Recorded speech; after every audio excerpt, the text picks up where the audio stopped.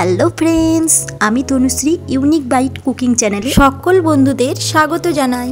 এই গরমে নিজের জন্য কিংবা বাইরে থেকে আসা অতিথিদের জন্য এই ওয়েলকাম ড্রিঙ্কসটা বানিয়েই ফেলো। কথা দিচ্ছি সকলেই সুনাম করবে। আবার কেউ কেউ কিভাবে বানিয়েছো সেই রেসিপিটাও তোমাদের কাছে জানতে চাইতে পারে। চিন্তা নেই, এই ড্রিঙ্কসটা ছোট থেকে বড় সকলেই বানাতে পারবে।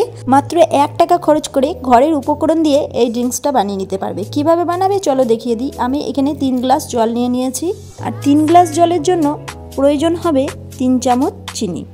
আমরা নর্মালি গরমে বাইরে থেকে আসা অতিথিদের নুন চিনি জল দিয়ে শরবত বানিয়ে দিই। নুন চিনি শরবত বানাতে যে সময়টা লাগে এইটা বানাতে সেই একই সময়ই লাগবে।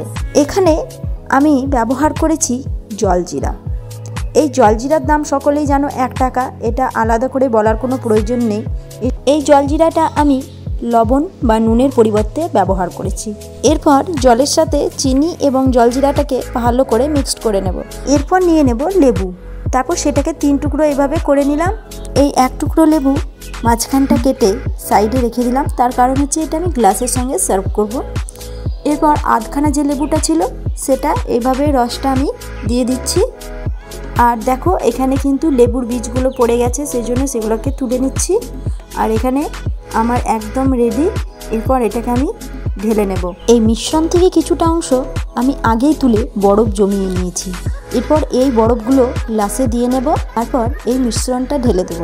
এই ভিডিওটা হচ্ছে আমার ফার্স্ট ভিডিও। ভিডিওটি ভালো লাগলে তোমরা করো ট্রাই। আমি এখন যাই, নতুন ভিডিও দেখতে হলে চ্যানেলটি সাবস্ক্রাইব করো প্লিজ।